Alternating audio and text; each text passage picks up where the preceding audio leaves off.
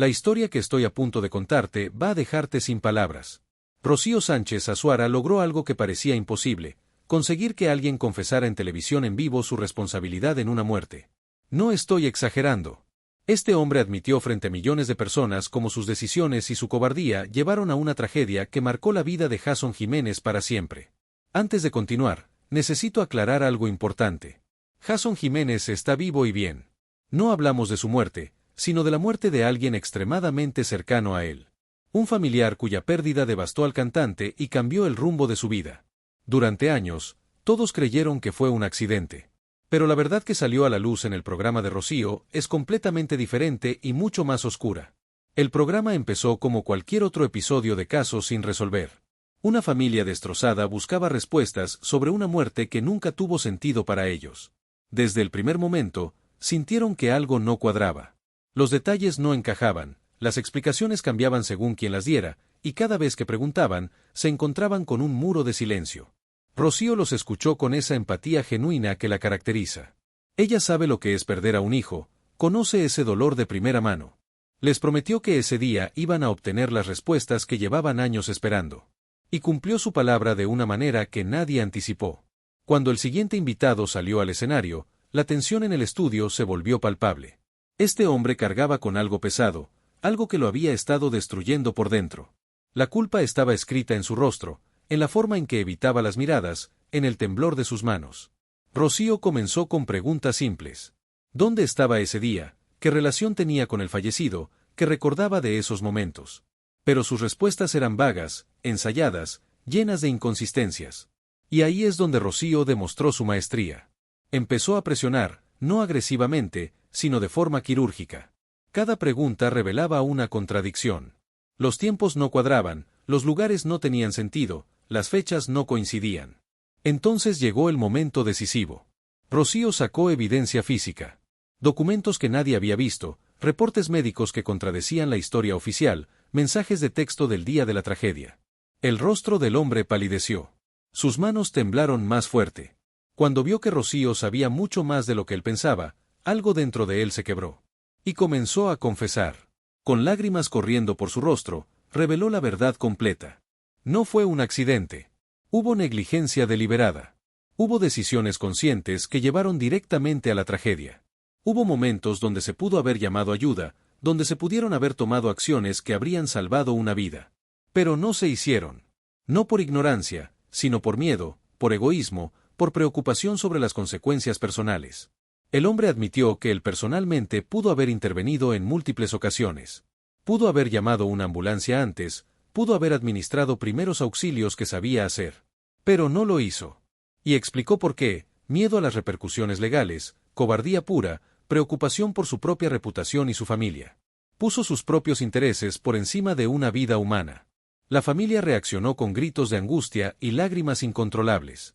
Escuchar que tu ser querido murió no por un accidente inevitable, sino por la cobardía de otras personas, es un dolor difícil de describir. Pero también había alivio en sus rostros. Finalmente tenían respuestas. Finalmente sabían la verdad. Pero la confesión no terminó ahí. El hombre reveló algo aún más perturbador: no fue el único responsable. Hubo otras personas involucradas. Después de la tragedia, se reunieron y acordaron mantener la versión del accidente. Nombraron conversaciones específicas donde decidieron exactamente qué iban a decir a las autoridades, a la familia, a los medios. Crearon un pacto de silencio que duró años. Y luego vino el golpe más fuerte. El hombre admitió que hubo dinero involucrado. Alguien con poder y recursos se acercó a todos los testigos y les ofreció compensación sustancial a cambio de su silencio.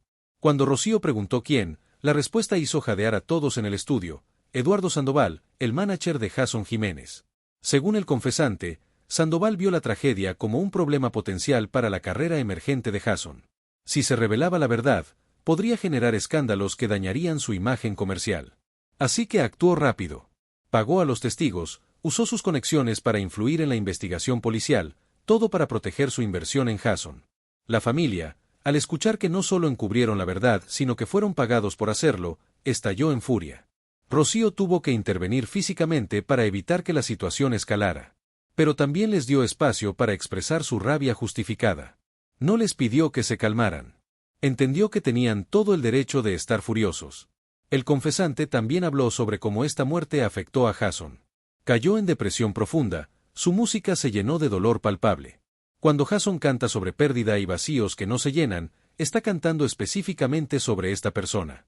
Y lo más doloroso, Jason nunca supo la verdad completa. Él también creyó la versión del accidente. También fue engañado durante años. Mirando directamente a la cámara, el hombre le habló a Jason. Dijo que no esperaba perdón, que no lo merecía. Admitió que estuvo cerca de él varias veces después de la muerte, viendo su sufrimiento, y cada vez quiso confesarle la verdad, pero el miedo lo paralizó. El hombre también reveló cómo ha vivido con esa culpa. Las pesadillas constantes, los intentos fallidos de confesar, las cartas que escribió pero nunca envió, los números que marcó pero nunca completó. Confesó que parte de él se sentía aliviado de finalmente poder decir la verdad, que guardar ese secreto lo había estado matando lentamente. Rocío mostró un grupo de WhatsApp secreto donde los involucrados se comunicaban cuando algo amenazaba con exponer la verdad. Se recordaban mutuamente mantener la historia, se advertían sobre personas que hacían preguntas, compartían estrategias sobre qué decir si los interrogaban. Evidencia digital de la conspiración que ahora estaría en manos de las autoridades. La familia anunció que presentarían cargos criminales inmediatamente. Llevarían esta confesión grabada directamente a la fiscalía. También demandarían civilmente a Sandoval y a todos los que participaron en el encubrimiento. Rocío ofreció entregar todas las grabaciones y evidencia a las autoridades, y su programa cooperaría completamente con cualquier investigación criminal. Rocío también le habló directamente a Jason Jiménez. Le dijo que entendía lo devastador que debe ser esto, revivir el peor momento de su vida, pero ahora con la traición añadida de saber que fue engañado. Le ofreció su programa como espacio si quería hablar, si quería confrontar a quienes lo engañaron. Este caso demuestra el poder de la verdad y la persistencia.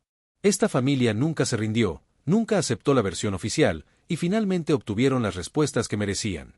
El confesante ahora enfrentará consecuencias legales, sociales y morales. Su vida nunca será la misma. Pero finalmente dio a esta familia lo que merecían, la verdad. La justicia, aunque tarde, está llegando. Las autoridades ya están investigando, los abogados preparando casos, y pronto veremos consecuencias reales para todos los involucrados.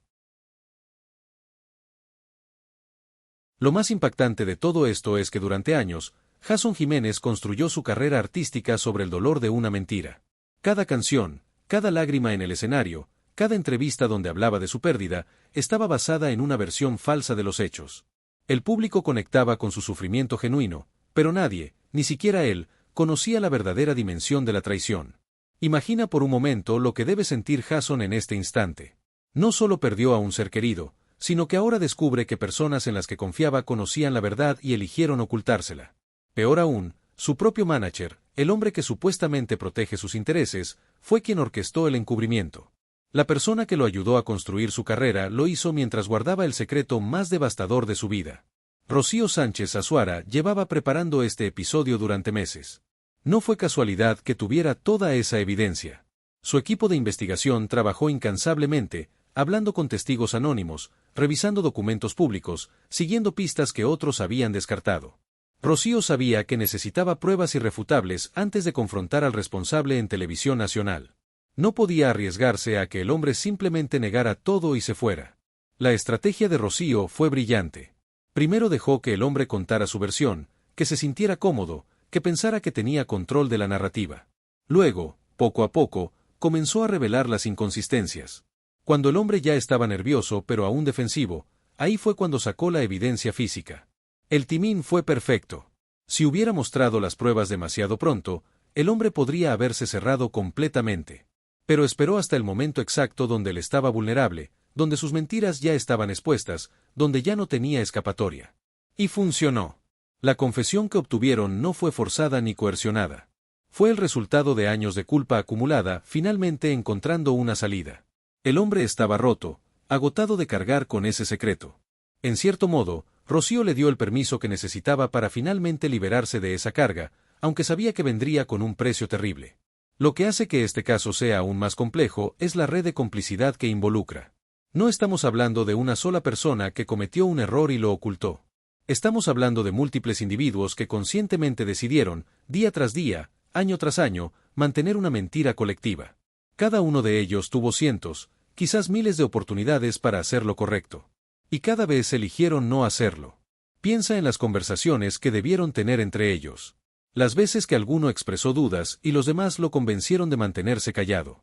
Las noches donde alguno no podía dormir y llamaba a otro buscando tranquilidad. Los encuentros casuales donde intercambiaban miradas cargadas de significado. Toda una estructura psicológica de apoyo mutuo construida alrededor de mantener una mentira. Y Eduardo Sandoval, si las acusaciones son ciertas, es el arquitecto de todo esto. No solo pagó por el silencio, sino que manipuló el sistema. Usó su dinero y sus conexiones para asegurarse de que la investigación policial fuera superficial. Probablemente presionó a periodistas para que no profundizaran demasiado. Controló la narrativa pública desde el principio. Todo para proteger su negocio, su inversión en Jason Jiménez.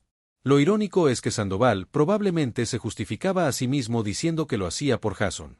Que estaba protegiéndolo del escándalo, salvando su carrera, permitiéndole seguir adelante sin que el trauma fuera amplificado por la atención mediática negativa. Pero en realidad, lo que hizo fue robarle a Jason el derecho fundamental de conocer la verdad sobre la muerte de su ser querido. Le negó la posibilidad de tomar sus propias decisiones sobre cómo procesar esa información. La familia del fallecido vivió un infierno particular durante estos años. No solo lidiar con el dolor de la pérdida, sino también con la frustración constante de saber que algo no estaba bien pero no poder probarlo. Fueron tratados como paranoicos, como personas que no podían aceptar que a veces las tragedias simplemente suceden sin razón. Sus sospechas fueron descartadas, sus preguntas fueron ignoradas, su dolor fue minimizado. Hubo momentos donde probablemente dudaron de sí mismos. Donde pensaron que tal vez estaban buscando culpables donde no lo sabía, que quizás su dolor estaba nublando su juicio. Pero algo en su interior seguía gritándoles que la verdad oficial no era completa. Y persistieron. Siguieron preguntando, siguieron investigando por su cuenta, siguieron negándose a dejar que el caso se cerrara definitivamente. Esa persistencia finalmente dio frutos. Eventualmente llegaron a oídos del equipo de investigación de Rocío. Y Rocío vio lo que otros habían ignorado, una familia con preguntas legítimas que merecían respuestas. Una historia con demasiadas inconsistencias para ser ignorada. Una oportunidad de finalmente hacer justicia. El impacto de esta revelación va mucho más allá de las personas directamente involucradas. Este caso va a cambiar cómo la industria del entretenimiento maneja las crisis. Va a hacer que otros managers y ejecutivos piensen dos veces antes de encubrir información. Va a empoderar a otras familias que han vivido situaciones similares para seguir buscando la verdad. Va a demostrar que no importa cuánto poder o dinero tengas, eventualmente la verdad sale a la luz. También plantea preguntas importantes sobre hasta dónde deben llegar los programas de televisión en su búsqueda de la verdad. Algunos críticos argumentarán que este tipo de confesiones deberían obtenerse en privado, en un entorno controlado con autoridades presentes, no frente a cámaras para entretenimiento público. Pero otros dirán que la transparencia pública es exactamente lo que se necesita, que mantener estas cosas en privado es lo que permite que los encubrimientos continúen. Rocío ha defendido su método durante décadas. Ella argumenta que la televisión le da voz a personas que de otra manera nunca serían escuchadas. Que muchas de las familias que llegan a su programa ya han agotado todas las vías legales y oficiales sin obtener resultados. Que a veces la presión pública es la única forma de forzar a que se haga justicia. Y casos como este parecen validar su enfoque. Pero también hay que reconocer el costo humano de este tipo de exposición pública. El confesante, aunque responsable de acciones terribles, ahora enfrenta no solo consecuencias legales sino también el escrutinio y el juicio de millones de personas. Su familia, que probablemente no sabía nada de esto, ahora está asociada con su culpa. Sus hijos tendrán que crecer sabiendo lo que su padre hizo. Ese es un precio alto, aunque quizás merecido. Las otras personas nombradas en la conspiración ahora están en pánico absoluto. Saben que es cuestión de tiempo antes de que las autoridades los contacten. Probablemente están buscando abogados desesperadamente, tratando de decidir si deberían confesar también o mantener el silencio y esperar que no haya suficiente evidencia contra ellos. El grupo de WhatsApp que revelaron probablemente fue eliminado minutos después de que el programa terminó, aunque ya es demasiado tarde. Rocío tiene capturas de pantalla, y las autoridades pueden recuperar mensajes borrados.